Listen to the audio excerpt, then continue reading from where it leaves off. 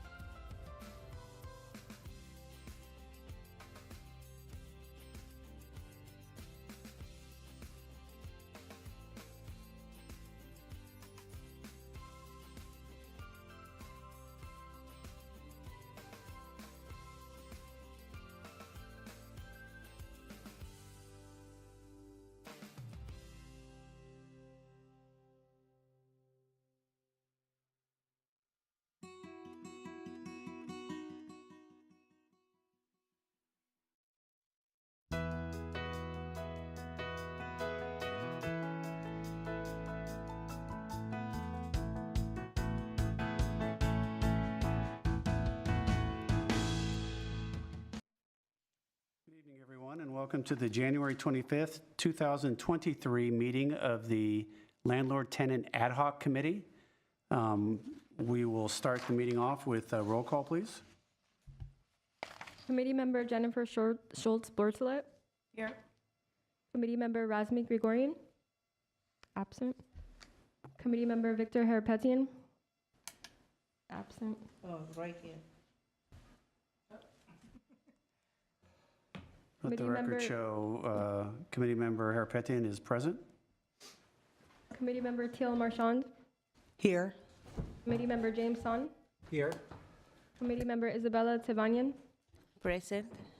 Committee Member David Zargarian. Present. Okay.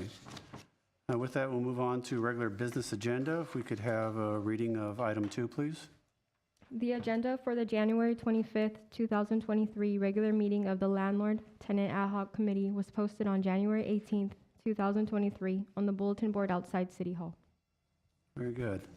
Next is approval of minutes, and you've all been provided, committee members have all been provided minutes of our last meeting, which was September 28th, 2022. Any comments, questions? If not, we'll entertain a motion.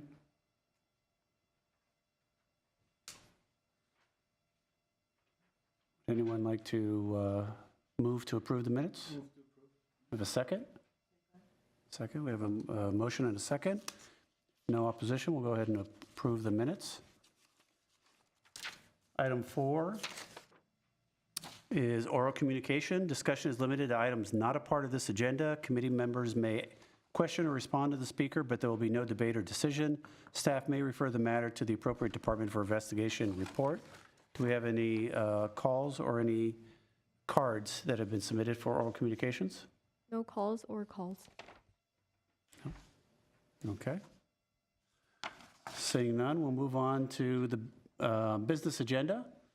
And at item 5A is a recap of past discussions on Chapter 9.30, the rental rights program. I'll just open it by saying to welcome everybody back. Happy New Year. You know, we are on the 25th and still saying that, but we haven't met in a while. And I was thinking about it, and one of the reasons is that the committee meets the fourth Wednesday of the month. November was right before Thanksgiving, and then in between Christmas and New Year's, I believe is what happened. And so it's been a while since we met, and we thought it would be best if we kind of do a quick summary of what we've done so far, and then how much more we have to go. And from there, I think we can get through the discussion of the rental rights program, because what we're going to be doing is we've been talking about different aspects of it, walking through the ordinance. There have been comments, there have been suggestions and things like that. We want to finish walking through the ordinance tonight and then come back to you at a later time with everything we heard and some of the suggestions that were made of what to change here and there. So that's what we plan on doing. And Stepan Zadorian will be presenting on that item, item 5A. Welcome back, everybody. Welcome back, everybody. Just going to go through a little recap of what we went through in the last few months. This isn't everything we discussed, not everything that was mentioned or suggested, just an overview of everything so, you know, everybody's get a little refresher and we can head into what we haven't discussed yet. As Peter said, we will come back with a more extensive review of everything and a sample ordinance based on your suggestions at a later date. But today, we'll go over what we've already gone over. Oops. Sorry about that.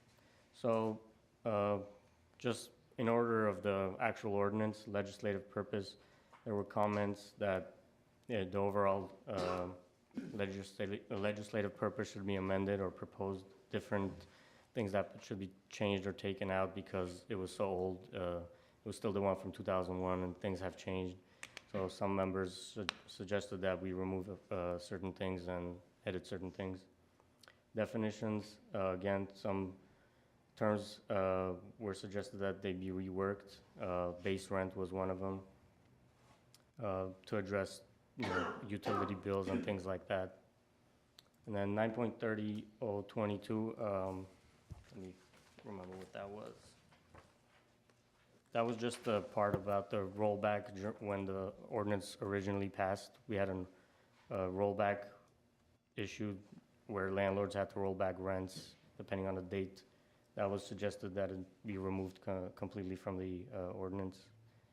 Under one-year lease, there were suggestions to simplify it, come up with a different alternative to one-year leases, maybe not 90 days, 60 days, different suggestions, or remove it altogether. Evictions, there was discussions on adding a new definitions for, I'm sorry, not new definitions, adding protections for disabled, terminally ill, and other protected classes, requiring the tenants to live in the unit for 1 year before they can take advantage of the just cause eviction rights protections, and adding no odor to nuisance, the definition of nuisance. So excessive odors would be added to nuisance. Those were some of the suggestions under evictions. And then under banking, again, removing the requirement altogether, simplifying it to something different, or other alternatives to bankings were suggested. And then for just cause relocation, there was comments and suggestions made that the formula be updated so it's future-proof, so that we don't have to go back every couple of years, every 10 years to update it to match the current market. And then for rent increases, again, on the relocation, suggestions were made to remove the AMI condition, modify the scale, and simplify the requirement altogether. And then there were other suggestions, just in general, for illegal units to have a higher penalty of relocation whenever a tenant is forced to move out because the landlord is asked to either bring the illegal unit up to code and they don't, or asked to remove the tenant. Suggestion was made to require the landlord to present or display certificate of occupancy, again to protect tenants from renting out illegal units.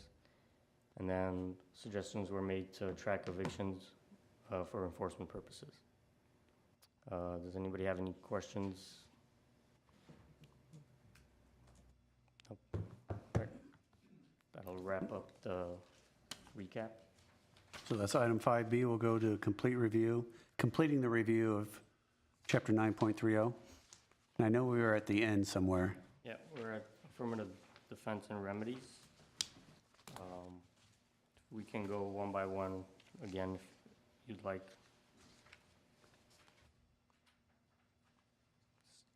Anybody have any comments in any of these sections, or?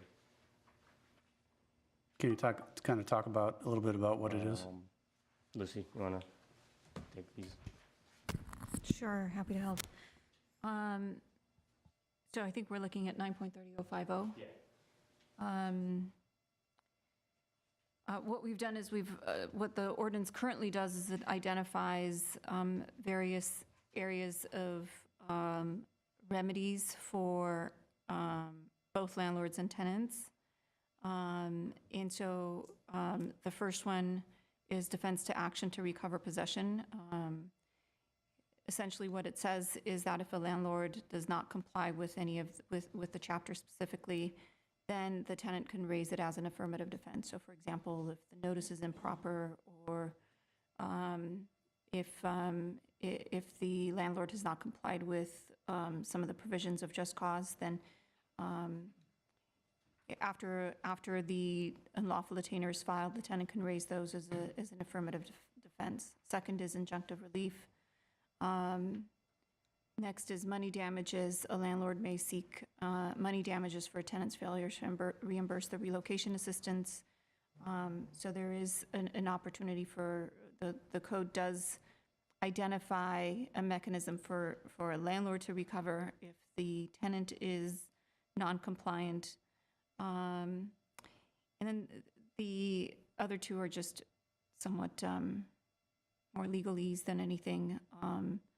It essentially says, these are not the only rights that a tenant or a landlord would have.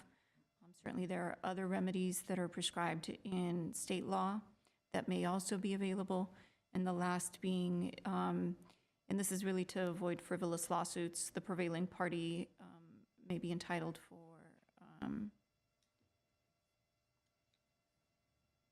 the relocation assistance or the reimbursement of it. It would be for the recovery of costs.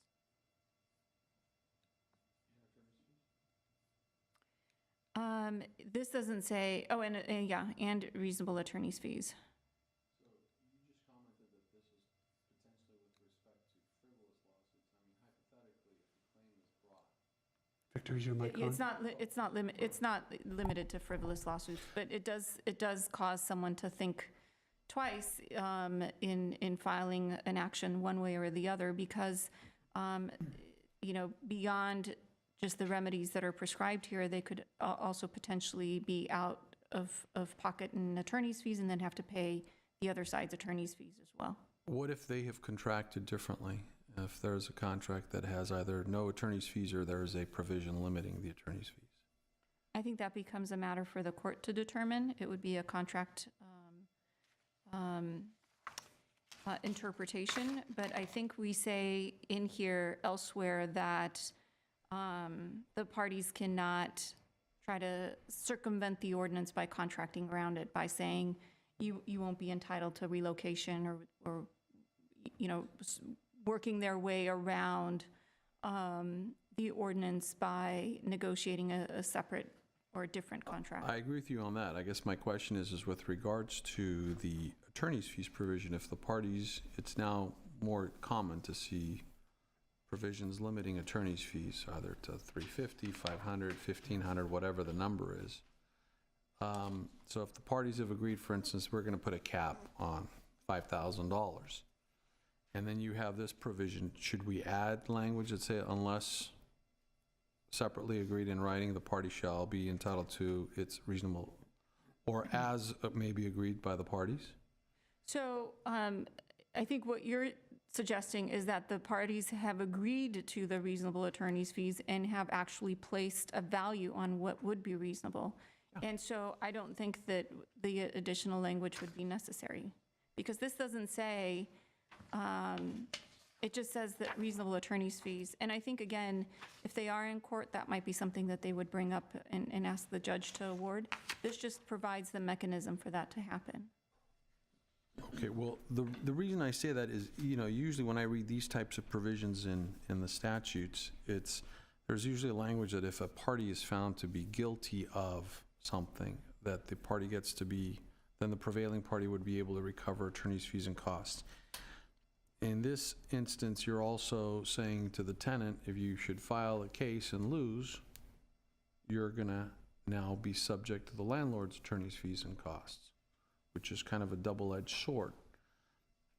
If the parties want to have a dispute and they want to have a judicial determination, I think that's totally fine. Obviously, they all have the rights to that.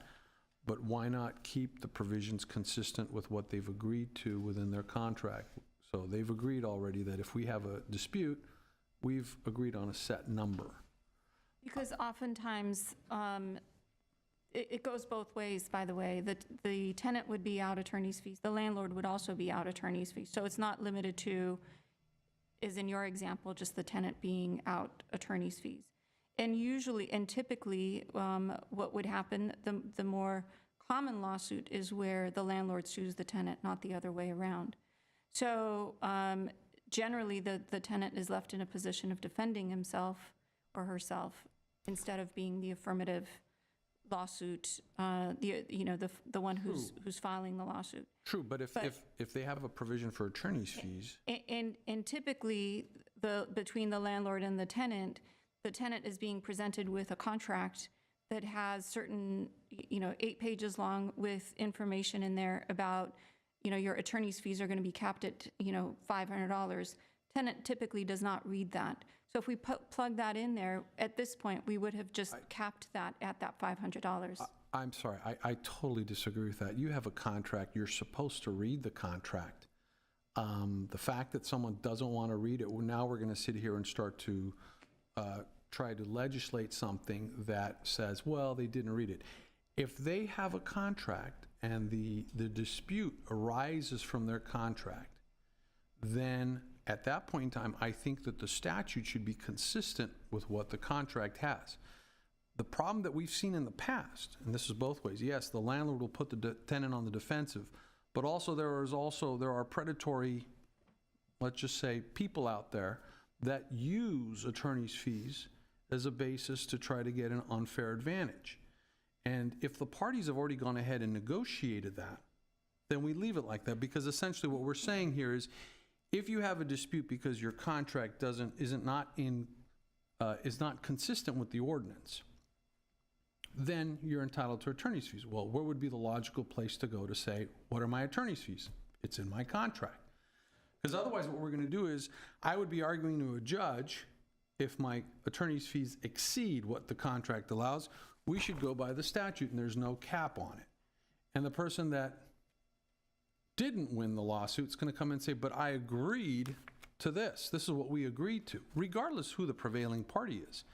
Now, in certain statutes that serve a public policy purpose, there are attorney's fees provisions that are directed to a party that violates certain standards that has been legislated as being important as a matter of public policy.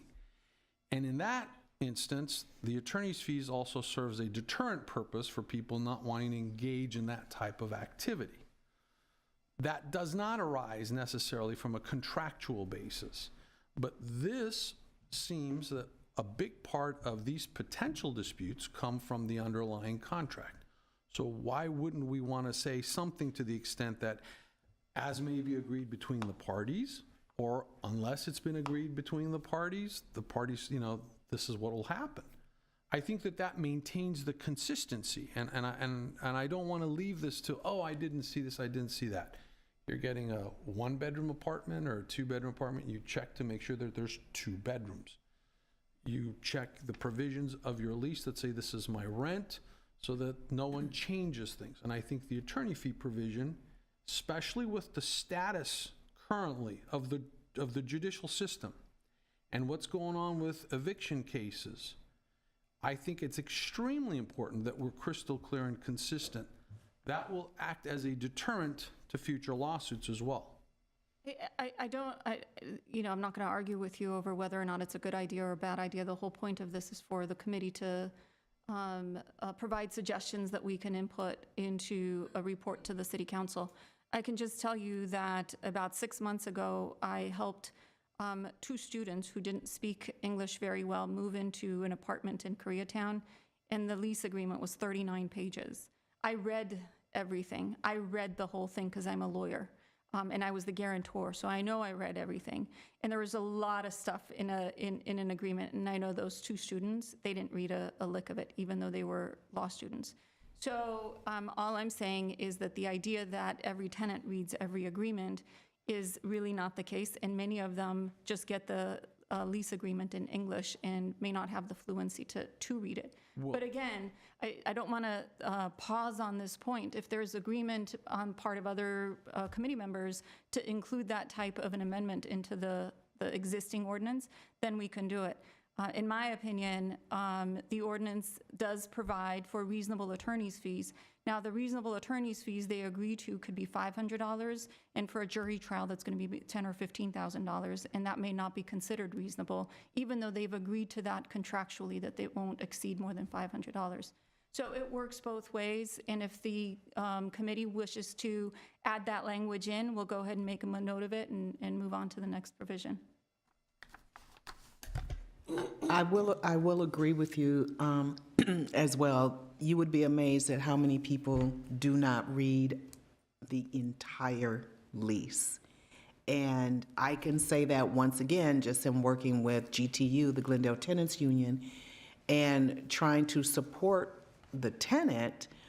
And I'm always saying, because I do like to vet, and I will say, let's refer to your lease.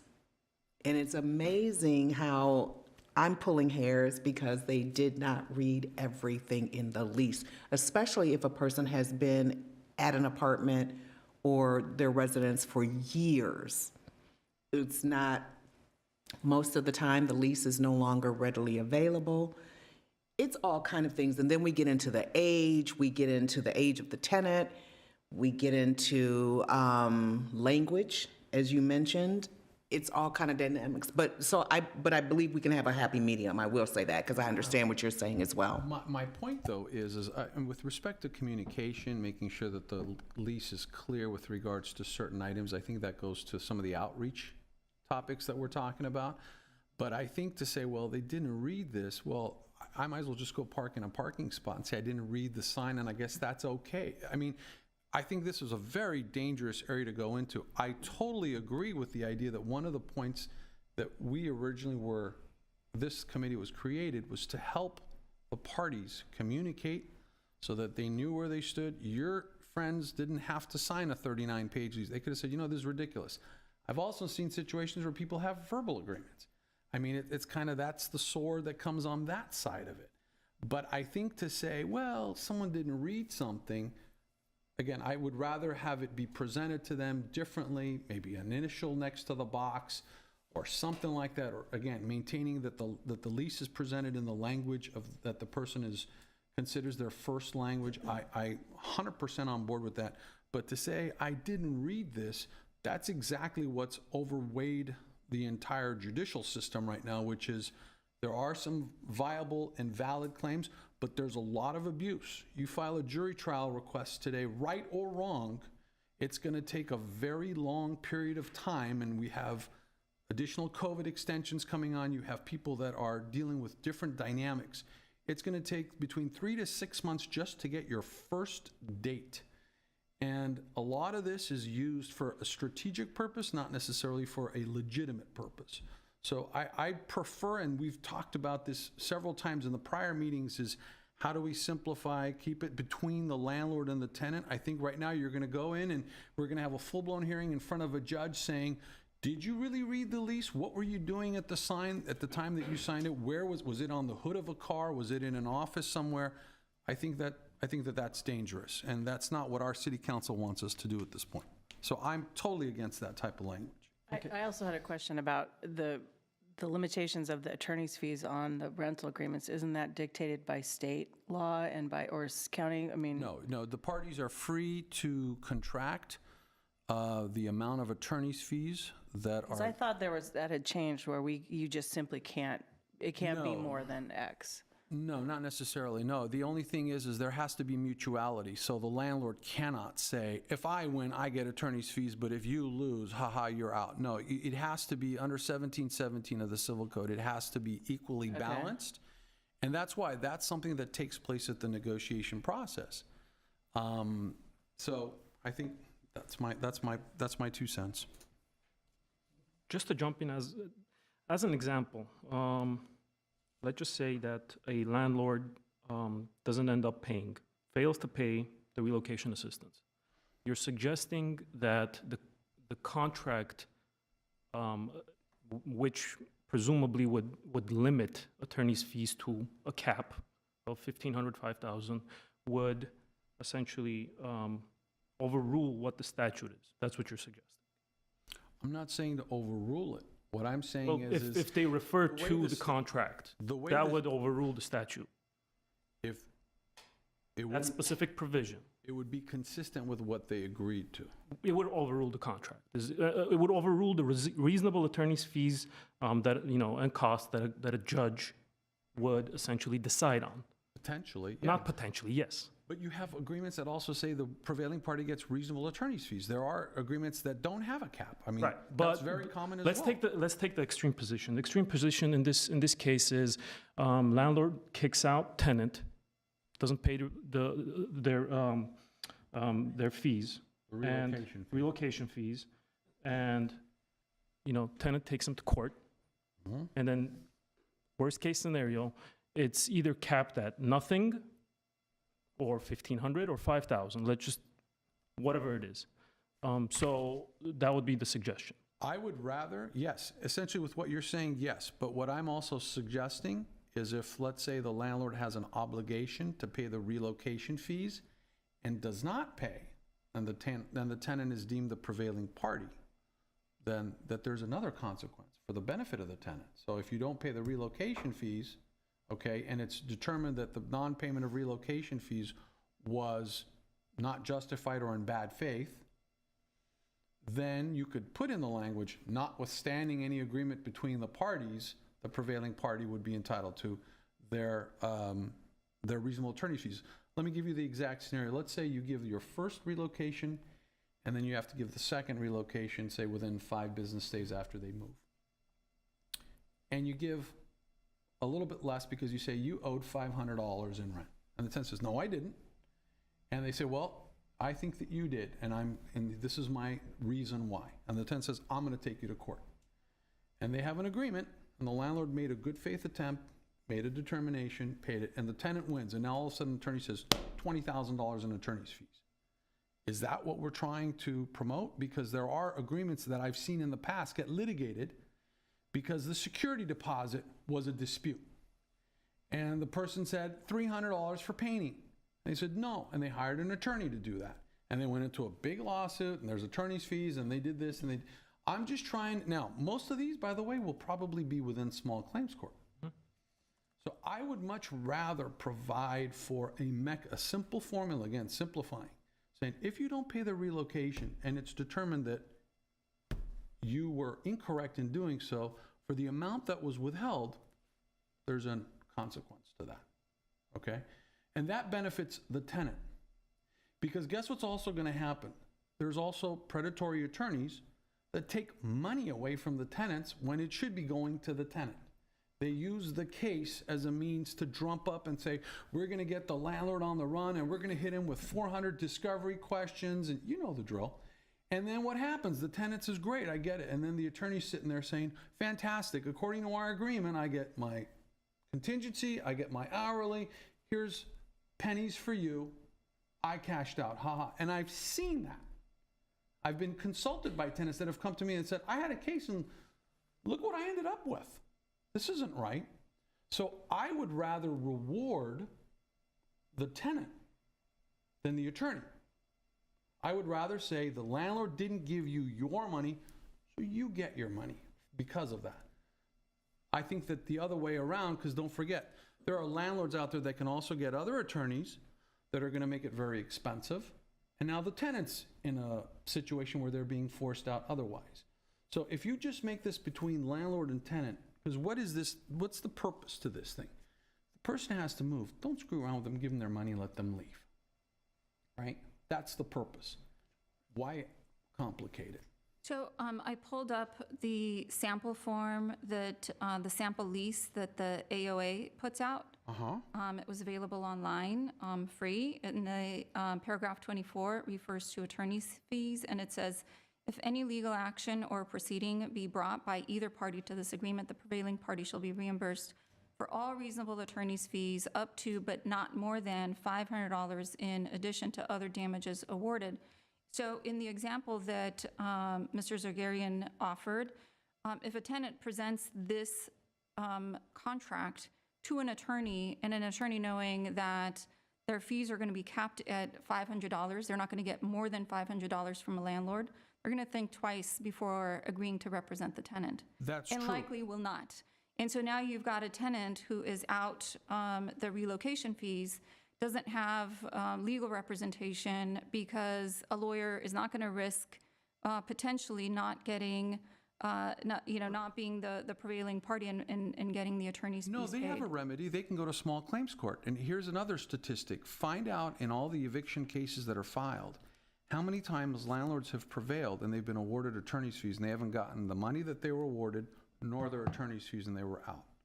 Versus the fact that the tenant, again, I want to keep it mutual, but a tenant has a very simple alternative at that point in time.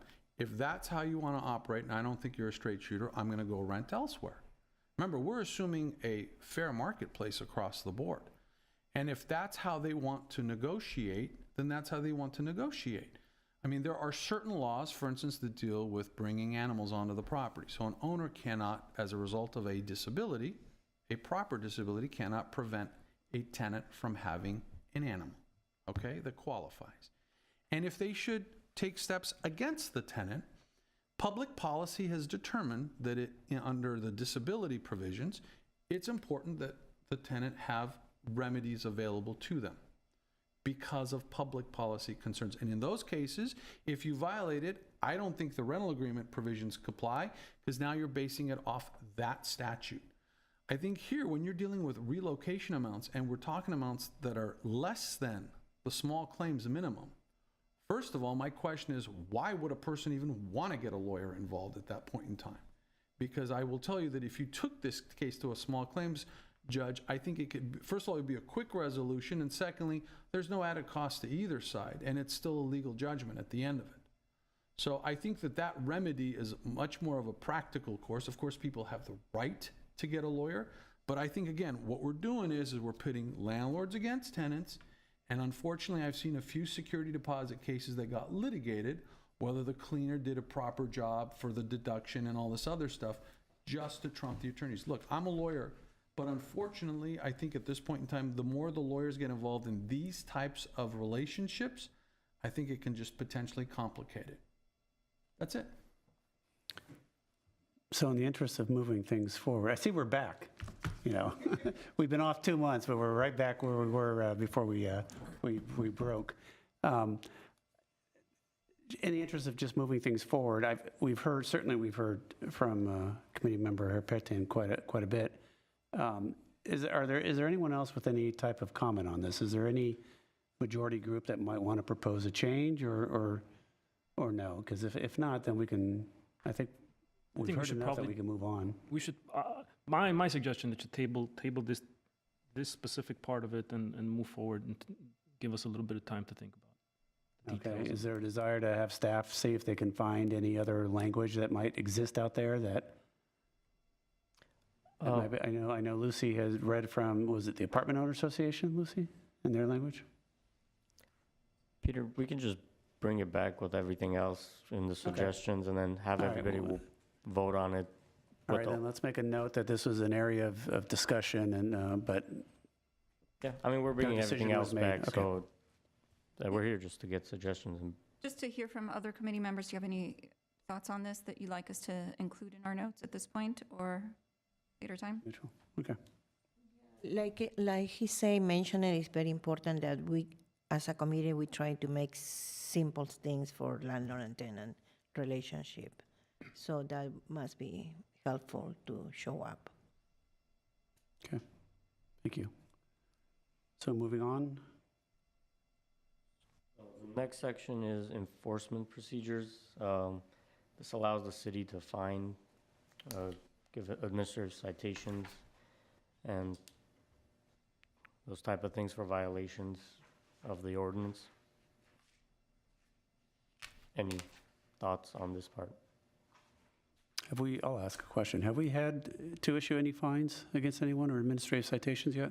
So this section was added in 2019 when the city overall introduced an administrative citation procedure. And so I think it was introduced in quite a few of our ordinances, and so this was no exception. I'm not aware that since 2019, I can't say for certain, but I'm not aware of any. But a different person in our office handles administrative citations, so it'd be difficult for me to say conclusively if that's the case. And no, I think those have simply been code enforcement cases. I don't recall, I don't know if Sipon, if you recall, No, I don't recall us taking any actions against any particular party for under rental rights. No, it would have gone through me before it went up to attorneys, so no one's, we haven't had to take that type of action yet. Okay. And then retaliation prohibited? Again, do you want to take this part, Lucy? Sure. This comes up in the context of the potential for retaliation and not, there's a presumption that I'll call it a negative action on the part of the landlord is considered retaliatory with an opportunity for the landlord, if it occurs within 180 days of a tenant asserting his or her rights. There's a presumption that it's retaliatory unless the landlord can prove otherwise. Specifically, the retaliatory action could be anything from increasing rent or threatening to increase rent, decreasing services, threatening to evict or beginning an eviction action. And then the tenant rights, the tenant's exercise of rights could be anything from complaining about habitability issues, and then the landlord saying, I'll fix that stuff, but I'm going to raise your rent. I'll fix the leaky faucet, but I'll raise your rent. So that occurs within 180 days. The presumption is that it was the increase in rent, unless it was, as part of an annual increase, and you could see the pattern of the increase, or you're no longer good. You broke the washing machine because you misused it. I'm going to shut down the laundromat and you can't use it anymore. Those kinds of things. If a tenant was asking for a repair or something like that and it didn't.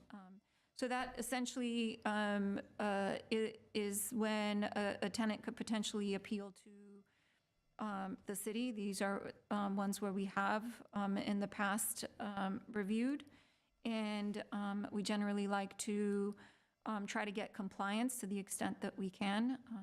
I'm aware of just a couple of instances where a criminal action was initiated. The reason the criminal action is really not very effective is that per the municipal code, the frequency with which that can happen and the fines associated with it are somewhat de minimis, and therefore it's in the interest of all parties to get compliance. So for example, if the landlord didn't pay relocation, threatened the tenant, this is a real example, the landlord, provided a 30-day notice without complying with the code. The tenant moved and then learned that the landlord shouldn't have done that, didn't have the right to just evict for no cause. In that instance, to avoid the criminal, the potential for criminal prosecution, the landlord retroactively went back and paid the relocation. So we try to get compliance where we can, rather than pursuing it criminally, because it's not really a very heavy hammer. Quick question, since this appears to mirror 1941.2, some of the other provisions that are in that portion of the statute that suggest that the 180-day provision can be used once a year or something like that. And also if you are, while there is a presumption that if there is a cause set forth on the notice, that is permissible. Is that something that in this ordinance we would think it to be helpful at all, or no? So in essence, just mirror what the state code says. We can look at that. So we can add that component in here to compare it to state law.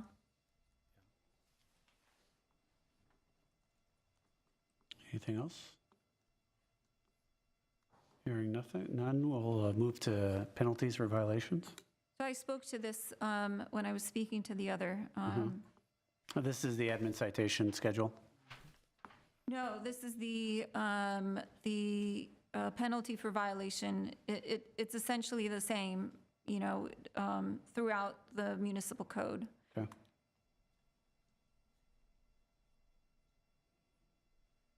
Anything with these last three? Applicability, severability, non-waiver? I think applicability might have been a leftover from 2022. I don't know if it applies anymore.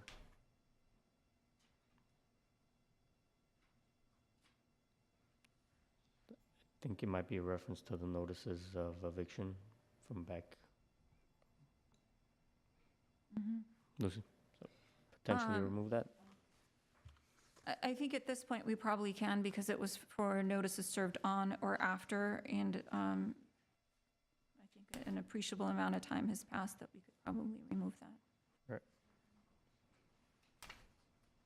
I'm sorry, was there a comment? Curious, where is that money goes, when it happened, the fine? I'm sorry? Where does the fine money go if someone's...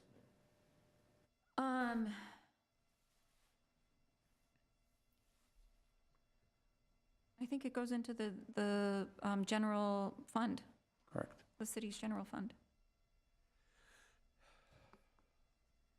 Yes. Goes into the city's general fund, and that gets allocated out by council in the next fiscal year. Can we Severability, oh. I'm sorry, I didn't hear you. We redirect different way or no? What did you have in mind? To the bucket for low income units? You mean specifically direct the funds to go into a particular, I don't know that the revenues that come through this particular code section, I'm not aware that there is a real revenue stream from this. You have to keep in mind that somebody has to file, complaint, we'd have to investigate it, we have to take them to court, and then there's, the fine. I'm not aware that we've collected any fines, and the fine being $250 for the first instance, and then so on. So, I don't think that's going to make a difference for the fund that you're considering. It's not a substantial amount. Quick question on Okay. on the applicability, I'm sorry, are you? On the applicability, should we update the date that we have? Because that went with the original Just Cause ordinance. I put a question mark next to that. I think we'd have to see, what changes we make and whether or not after this next round of changes, do we still need to keep it in or do we need to take it out? So I put remove, question mark. That was the note. Severability and non-waiver, anything on that? No, those should stay. Okay. And that's it, Jessica? Yeah, that's it. All right, so we've rolled through 9.30. And as we said, we'll be formulating all the proposed changes, suggestions, and ideas into a new proposed ordinance and bringing that back for discussion, not for a final vote, for discussion, and start to refine it from that point on. So with that, we're finishing 5A and B. We're going to 5C with discussion of past outreach efforts relating. Peter, before we move on, does anyone have any general comments about the ordinance? Anything that you'd like to add or see added, removed? Just general, nothing that we've talked about maybe? Anything you might have? Nothing. I have one thing. What we did back in 2002, we had a provision that said that for people that were opting to go month to month, there was a portion in the lease that stood out. It had to be bold, 12-point font, something like that.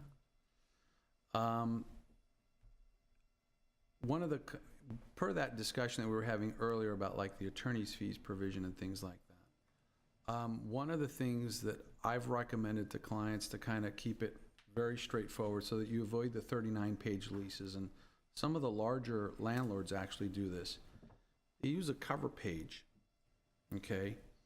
Or kind of like we did in 2002, a reference point that makes that section of the lease stick out more.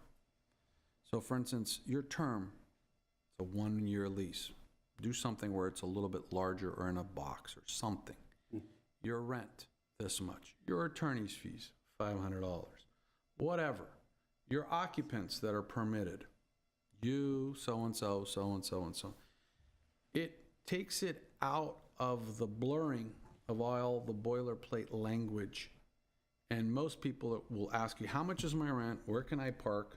Is there a laundry? Da-da-da-da-da-da, and, and now you have all these addendums too, like the bed bug addendums and all this other stuff. If there's a way to have the leases encourage this type of presentment, which is what we did back then, with if you're gonna opt for the month to month after having been offered a lease, that section must be in 12-point bold font so that the person essentially couldn't miss it, so you don't have the scenario that she was describing. I think that that's something that simplifies things and it makes it a little bit more, this is what we really agreed to. It's kind of like when you initial off on something. I think that that would be helpful as opposed to burying something into the pages of a lease. That's it. Noted. Anyone I else? just have a comment on that. The letter that we are required to send them when they choose that, I mean, it's pretty clear there. When they say either I want the 1-year lease or I want the month to month, they have to initial sign, so it's right there. And as someone who operates in multiple cities, if I have to have a different lease for Glendale versus Pasadena or Burbank, that would be very difficult. I don't know, but I know what you're feeling, because I had a lease for Glendale, a lease for the city of Los Angeles, a lease for West Hollywood. Yeah, I get it. It was just, that's what the committee at the time proposed, because the idea was, again, to be transparent with communicating to the prospective parties, and since it's coming from the landlord, to have that in bold font so it would be easier to be seen rather than lost in translation. So you asked if there's a suggestion, that would be my suggestion, so that those things stick out. We got that down. Does anybody else have any other suggestions they might like to see in the ordinance? Well, all right. Okay. So with that, we're going to move on to discussion of past outreach efforts related to the rental rights program. So when this program first rolled out, staff was really challenged in how we were going to get this information out to the community. And we knew that it had to be fast, it had to be as complete as possible, and that it was going to be ongoing. It wasn't just one-time mailer, it was going to be education, it was going to be information and things like that. We think we did a very good job for the resources and staffing and time that we had at the time. But we also realized that there's a desire to improve things and that other people have ideas as to how things could be done and information could be circulated out into the community. So what we wanted to do was walk you through the efforts that we took then to roll out the program and what we've done since then, and get some feedback as to whether or not there might be some viable options to add into future programming when this rental rights program gets rewritten by the committee and approved by the council. How do we get that information out?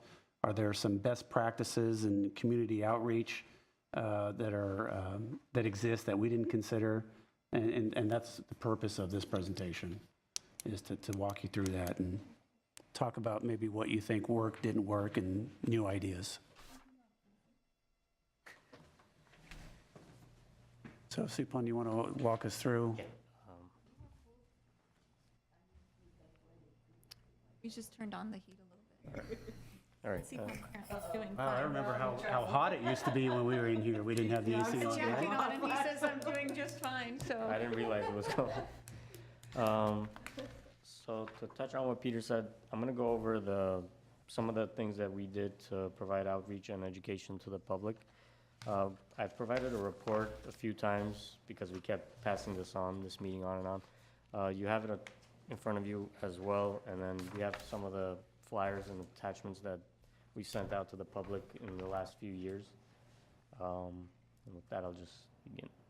So some of the things we've done in the last few years include community meetings, mass mailings, the mailers you have in front of you. We've done television appearances, online marketing, Facebook, Twitter. We have a website. We've also established a hotline where tenants, landlords can call anytime or email to get their questions answered. So for the community meetings, 2019 was the original year that the ordinance was passed, so we did a lot of meetings that year to get the public on board with everything, to, inform everybody of the new law that was coming and that passed. We went to mostly local schools. We tried to cover most of Glendale, different areas, including Montrose areas down here, South Glendale. We had 3 separate meetings at the library, different languages. We've actually had separate meetings with tenants and landlords, so there was a variety of meetings in 2019. Our plan was to continue that into 2021, but obviously with the pandemic, those plans were scrapped. The 3 mass mailers we did start in March 2019 with a large booklet type, this one right here. We sent that out first to all residents in Glendale and landlords. We made sure to send it to landlords that weren't living in Glendale, so we got a list together of all landlords in Glendale, outside of Glendale, that have properties. So we sent them that, and all of these included landlords and tenants.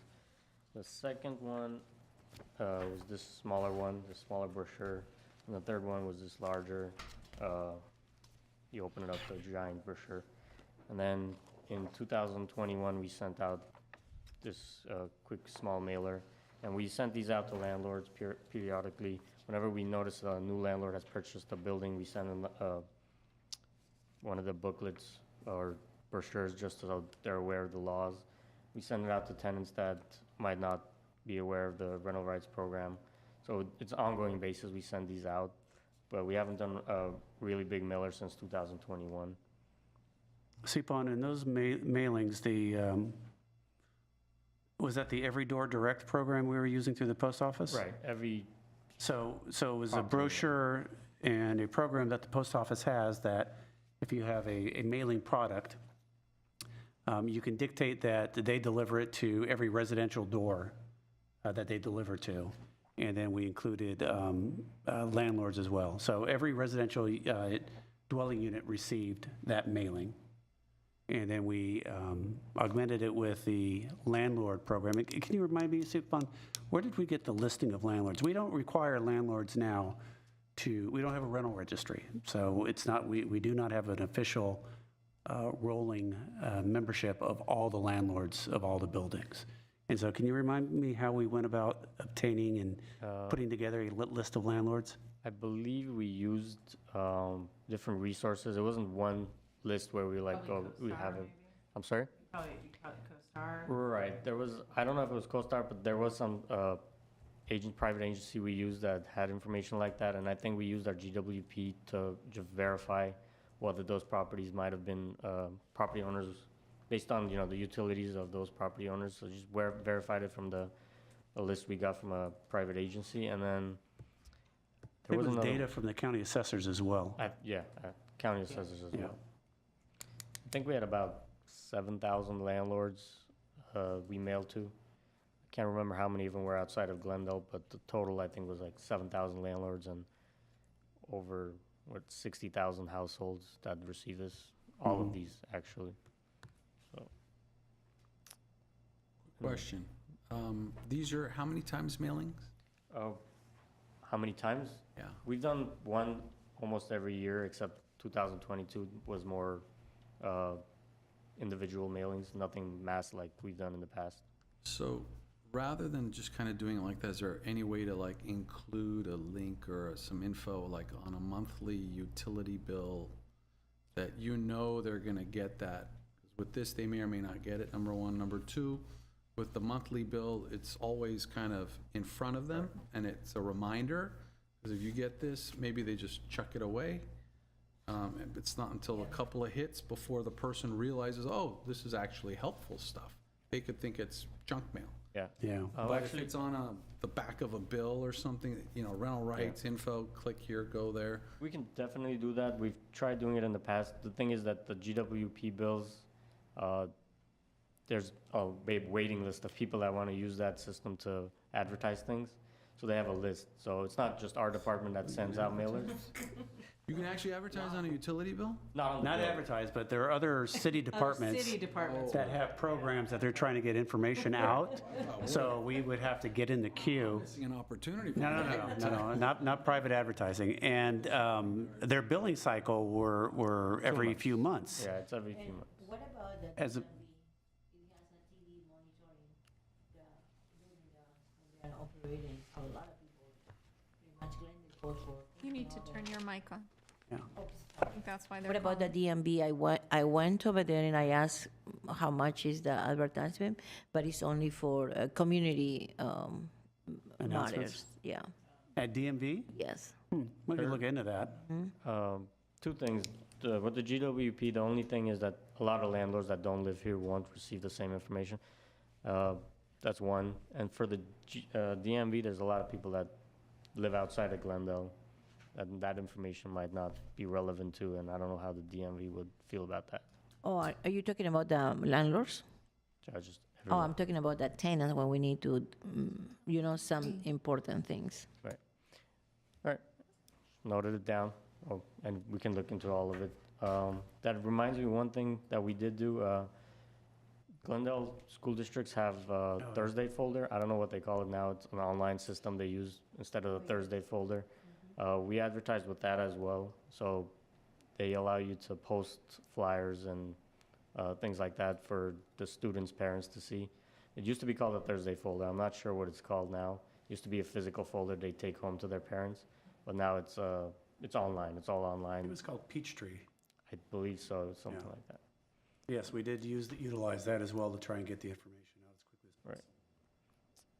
I'm also interested in how we can push the information to young tenants. A lot of times, the renting, we have to look at the bigger picture with renters. So when you have college students or just people of a certain age, regardless, some people are just not paying attention. That's just the reality. And so how to get information in their hands, I would love to see information at college campuses, different things like that. There are so many people I think we miss, and this is where we get into the disparities and inequities and different things like that. We have to be mindful of that. We have to be mindful of low income. We have to, listen, this is my thing, especially because I work with people with disabilities and intellectual disabilities. We have to be mindful that everyone doesn't have the capacity to take the time. Some people are so busy trying to get jobs and get other things that they need, they're not taking the time to pay attention to other resources that would still help and sustain them.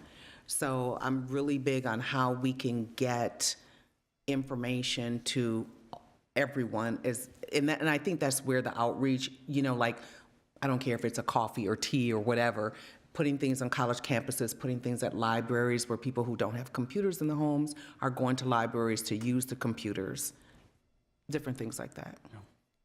Right. So, yeah. The other thing we did was television and online presence. So television, we're on GTV6, I believe. It's just an ad that's running all the time. We have we made a YouTube video explaining the ordinance.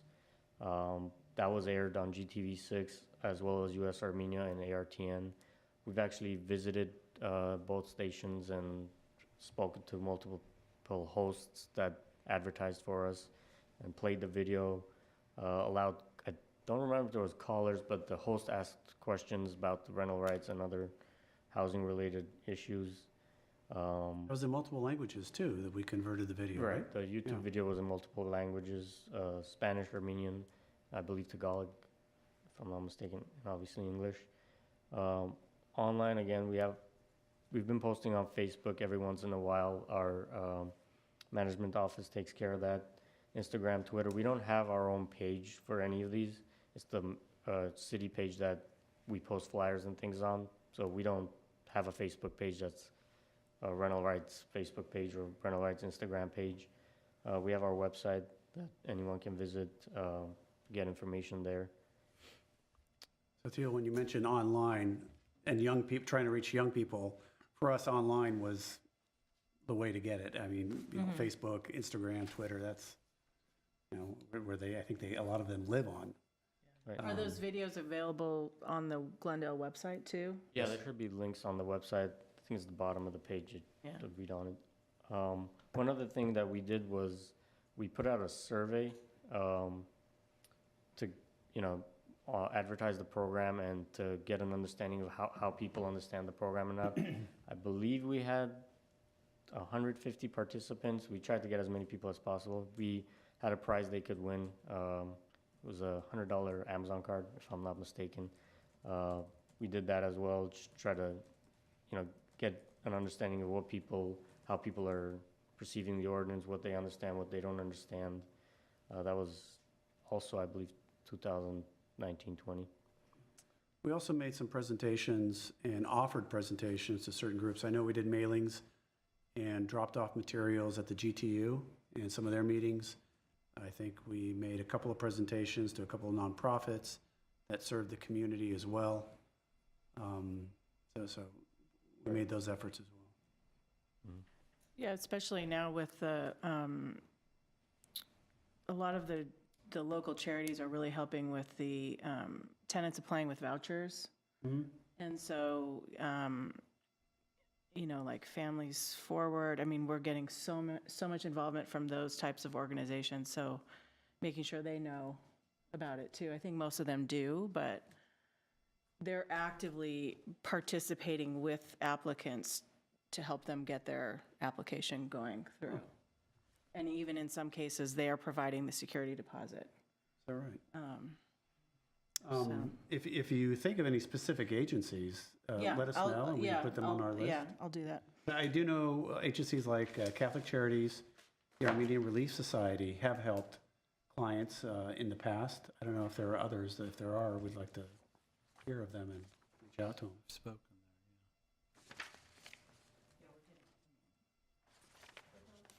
Attorney services. Yep. We have like 5 or 6. Probably Essentia as well. Yep. Yeah. Yeah. So, as I said in the beginning, we have a hotline where anyone can call to get information on the rental rights program. To date, we've received over 6,000 phone calls and emails and walk-ins. And you can walk into our front counter anytime and ask for one of the staff members. Usually me or used to be a detail would come out to help you with any questions you have. We've mediated a lot of cases where landlords were refusing to pay tenants or tenants didn't understand the rules and were asking for relocations when they couldn't ask for it because they didn't consider banking. So we've done a lot of mediation as well, not just answering the phone, giving an answer and hanging up. Followed up with tenants and landlords to make sure, both parties come to an understanding of the rules. That's always available for anyone that has questions.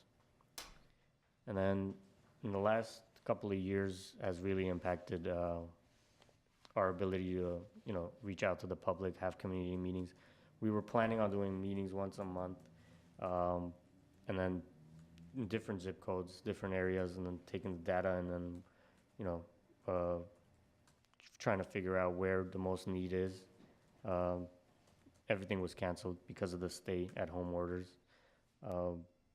We wanted to wait for the committee to weigh in on the types of advertising and outreach that we should do before we started scheduling things. So that's most of the reason why we haven't scheduled anything thus far. We just want to hear your opinions on how you want us to proceed, because we do have a limited budget.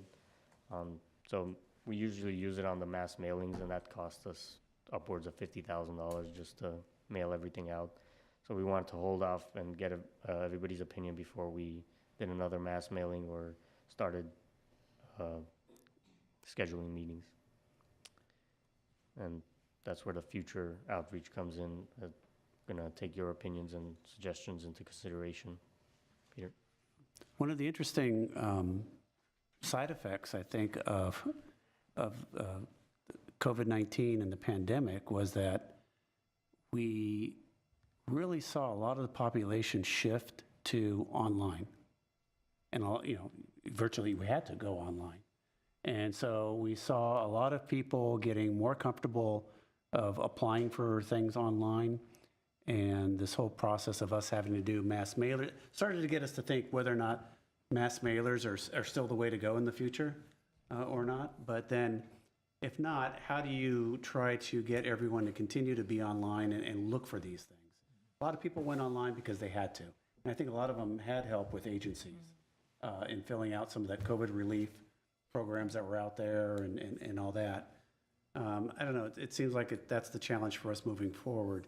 Is there anything or any ideas that you all have that we can take a look at and try to see if we can incorporate moving forward? Yeah. One of the things that I would suggest is when you start a tenancy, obviously, one of the first things that happens is the tenant will change utilities into their name or gas or internet. That, I think, is a phenomenal opportunity because they're coming to you. You have their undivided attention because they need that service. I think that if that introductory transition to this is your new account also includes information, again, you have their attention. Nowadays, as you said, people are online, but I don't know what their attention span is, quite honestly. I think it's supposed to be 15 seconds. Yep. And that's it. That's too much. That's asking too much. But when you have their undivided attention and they want their Wi-Fi or their electricity or whatever, I think that's a great opportunity to say, and by the way, here's something, don't throw this away. This may come in helpful for you down the road. Likewise, also same thing when the property reverts back to the landlord. If the landlord is going to be doing something, they could provide the landlord with some information and say, I don't think that landlords are opposed to providing some information if it's kind of made for them. So if they say, hey, the next time you rent out, this might be helpful to give to a tenant. that's also another way of, again, keeping the communication at the time when you've got them at their highest attention level. Yeah. Yeah, we could talk to GWP about that years ago. Years ago, we had talked about creating like a welcome packet, welcome to Glendale type of packet when you sign up at GWP. And I know back then, and I want to say it's over 15 years ago that this discussion was had. Back then, I think there was a desire for them not to complicate a utility sign-up process. Even if it's just simply handing over, okay, here's a utility in your name, and here's a packet from the city. But we can certainly approach them again and talk about, because I know their operations has changed from the pandemic as well. Right. And so we can talk to them about what they've seen with their new utility signups, the number that are coming in versus is their ability Or to if you, do it let's say it's a online. new family in the city or whoever, and they're enrolling children into the local school. You know, if most of the time when a new student comes in, that chances are it's, you know, they may be coming in from a different city, and that's another way to introduce them through the public school system to provide the parents, like he was saying with that Thursday folder, how about the welcome to Glendale at that point? Because that's one of the first things a parent's gonna do is immediately get their child or, you know, or even themselves enrolled into the local schools, the Glendale College, there's other programs. So if they're enrolling themselves and they check off, you know, yes, just moved into Glendale, bam, you know. Okay. Yeah, And so i- that'd and be if you GWP and GUSD. Yeah, and just getting their email or phone number, I mean, everyone, I especially lately for me, signing up for the city text emergency alerts and, you know, weather things, and like, a lot of people I think have signed up for those. Maybe there's something like that where you could just catch their email and their phone number and get them signed up on some alert system where you could then either send out, you know, rental rights emails or announce meetings or something like that. Yeah. The other thing too is there are a lot of the rental companies now are using automated management systems. So rents are being paid through ACH and things like that. So there's a big push to go electronic. The days of rent checks are going away fast, with the exception of people that are maybe not as tech or they just haven't been introduced to that, or landlords that don't use it.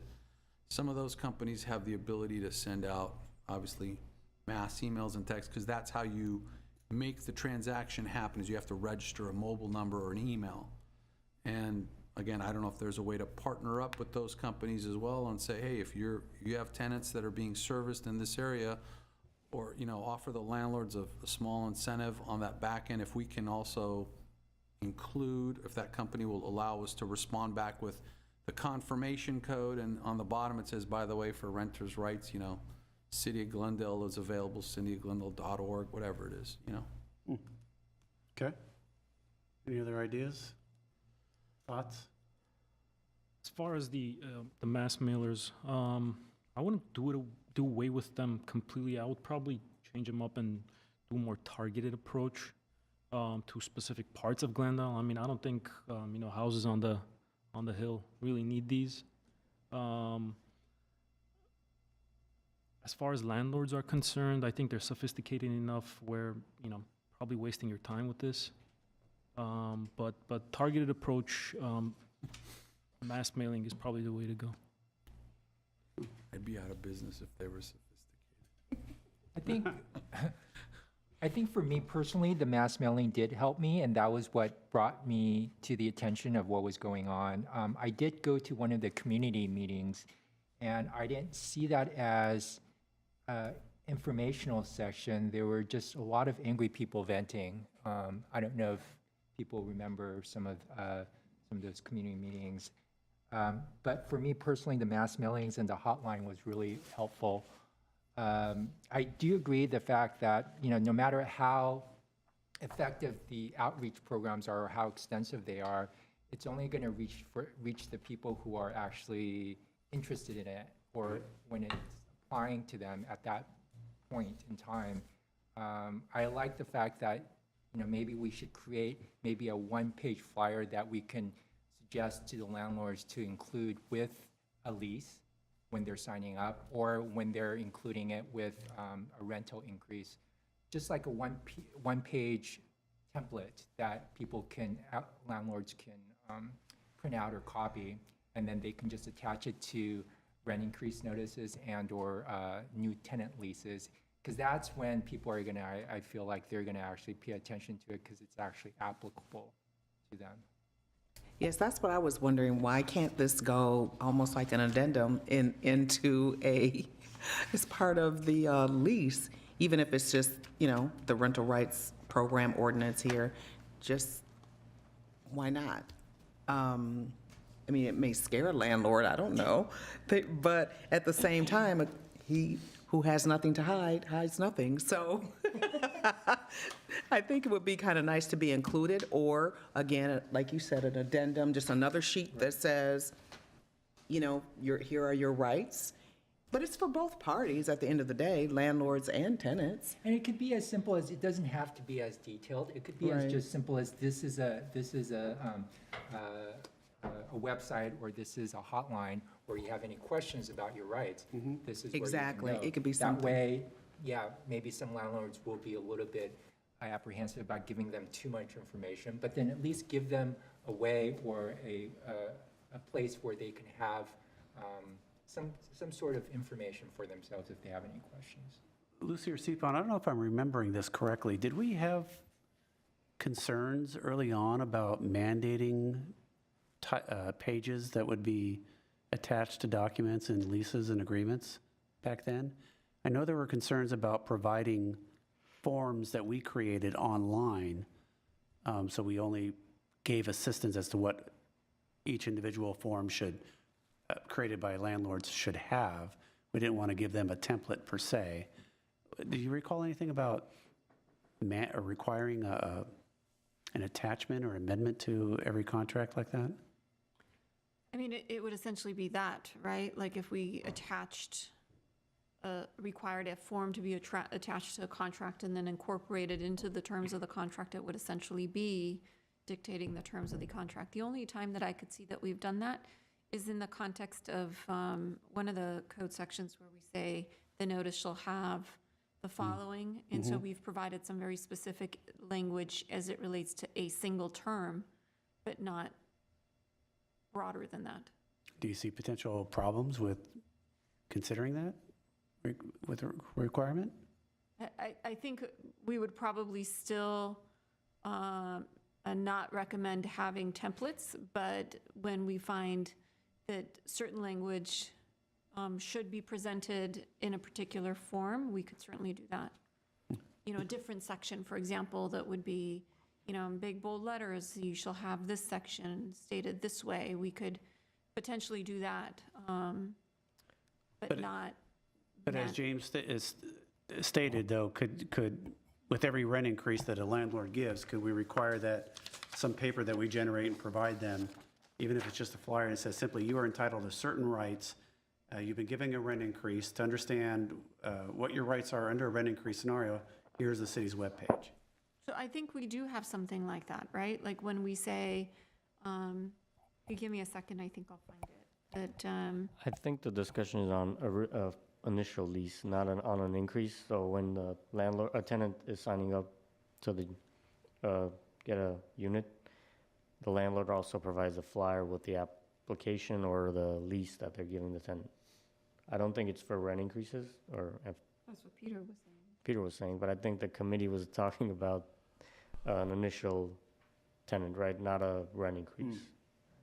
Because we do have a requirement in the ordinance for notice to be provided for rent increases over 7% to show them the relocation information.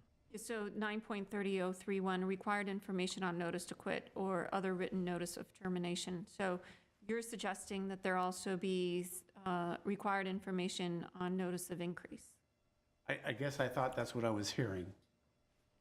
Right. I wasn't necessarily making it as a requirement or a mandate, but something where it's just something very general where they can, and I think it takes a lot off of the landlord's plate too, if they have questions and the landlord's not, he doesn't have all the information, they can just say, look, if you have any questions about this, this is where you can go.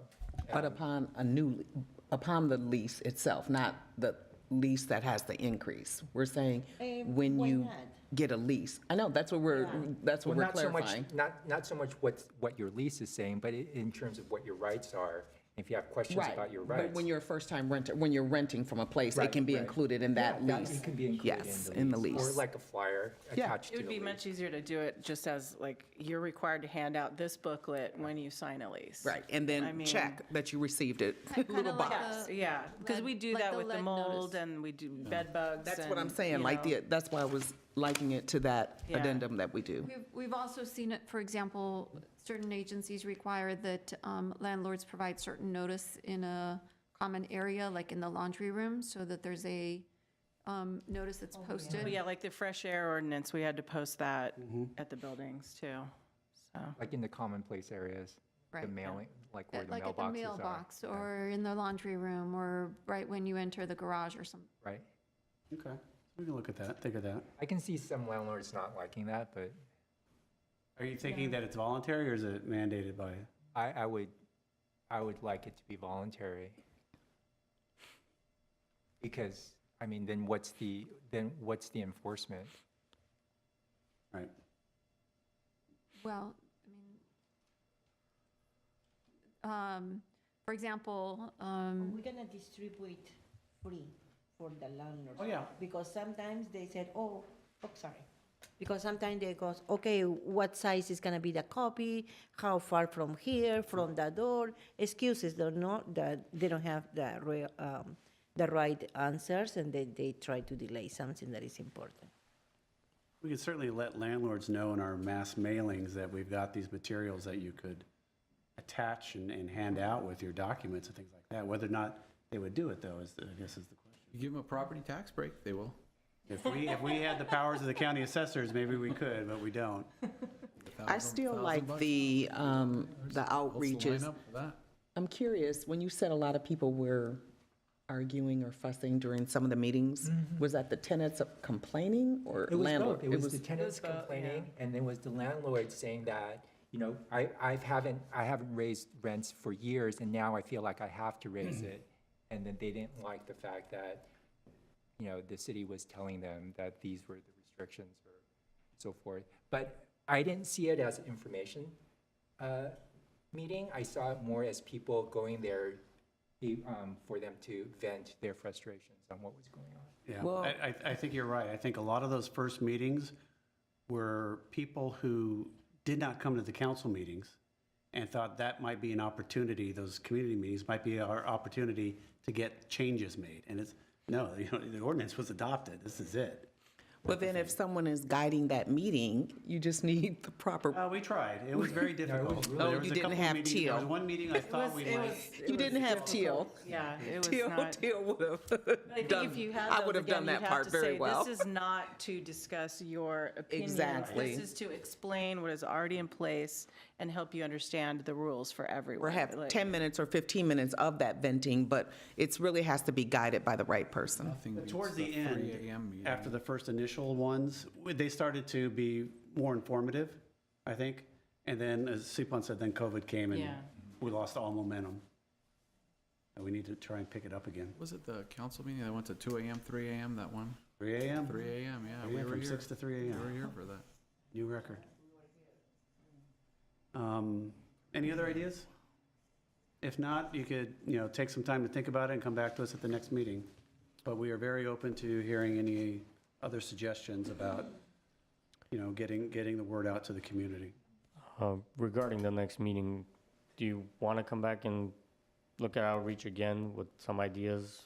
Maybe take the month and come up with ideas? Or do you want to move on from outreach to, I think we have mediation, consideration for a mediation program? I mean, I think mediation would be pretty important, but there's still, I feel like we're still not discussing how to help tenants and landlords work out their problems outside of a court of law. And I would love to make some progress on that if we could, but.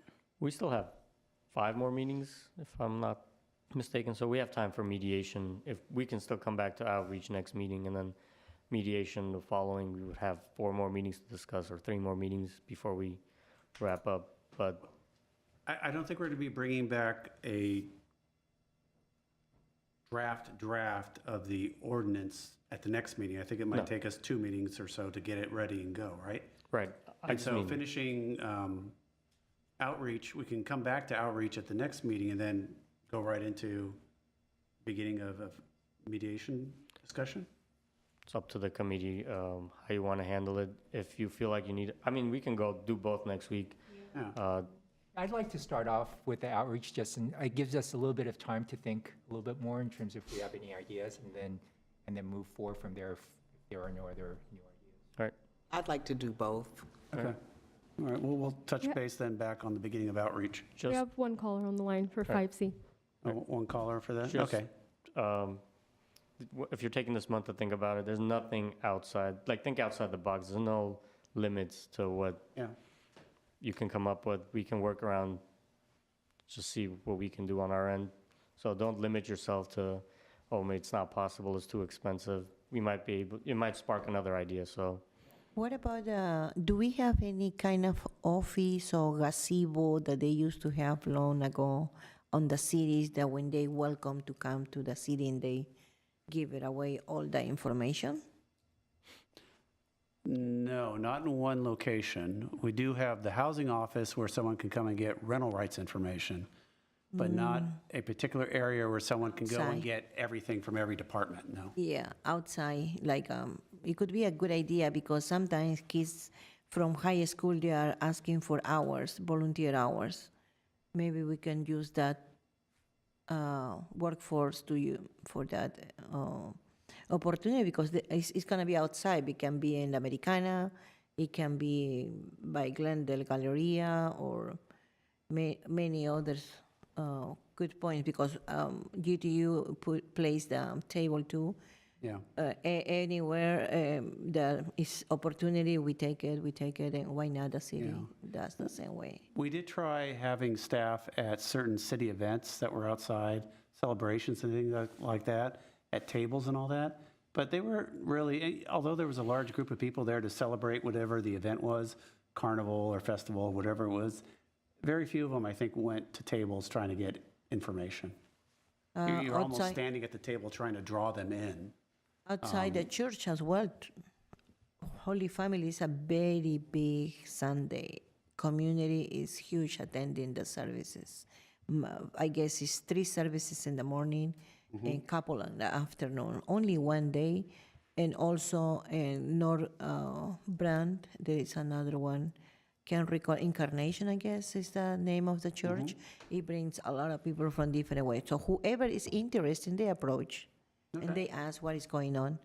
We can look into that. Yeah. Agree with that. Do we have any events, community type of events, like you mentioned? Yeah, we do. Street fairs or anything like that? And I think we could have a table there, those who need it. At least we're there. Like, we can't make you come, but at least we're here. And we have to keep in mind what didn't work years ago maybe is working now because of COVID and everything that is happening with the rental laws and evictions. I think we're in a new time. So what was happening maybe years ago, it can be very, I think would work now. Yeah. I think people, are just in dire straits and need information and resources. Very good. Thank you. So I know we have a caller. Do we have anyone in the audience that would want to speak on community outreach ideas and methods? No? Okay.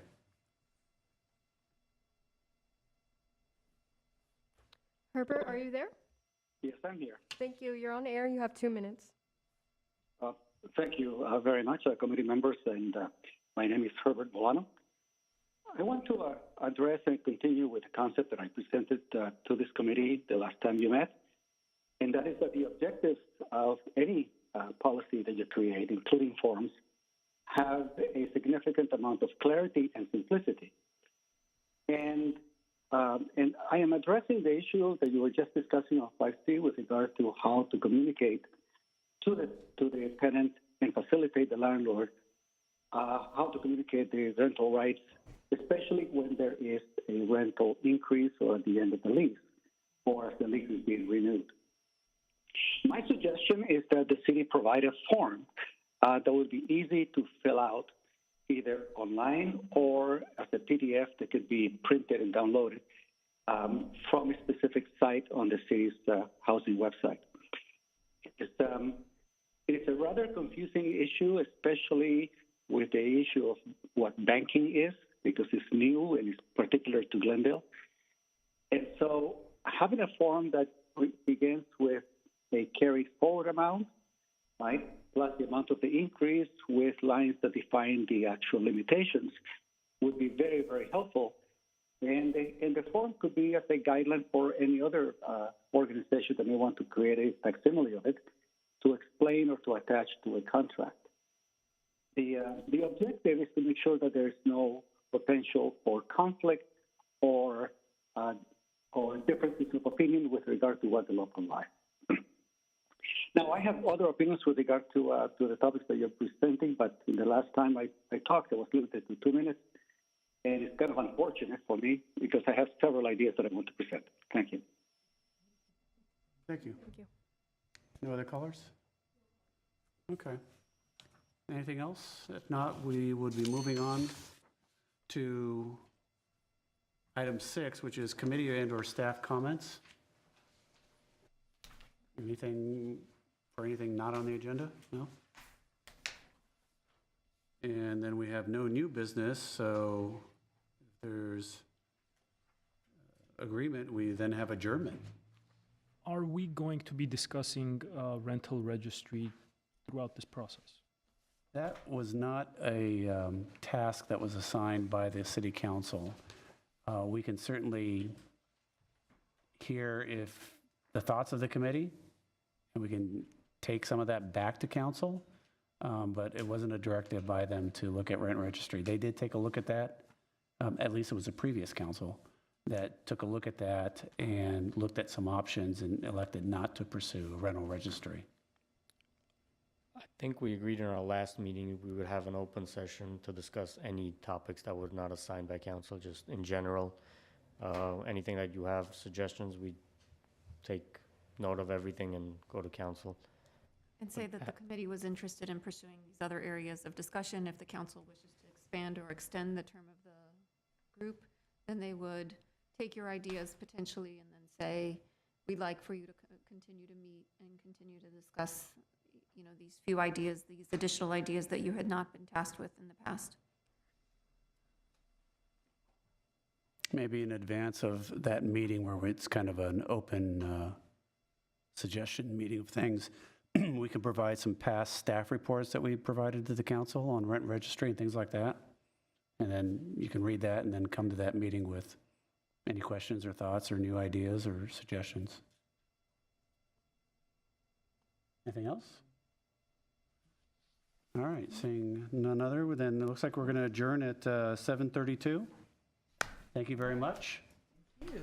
And we'll see you, the next meeting is going to be, let me look that up real quick.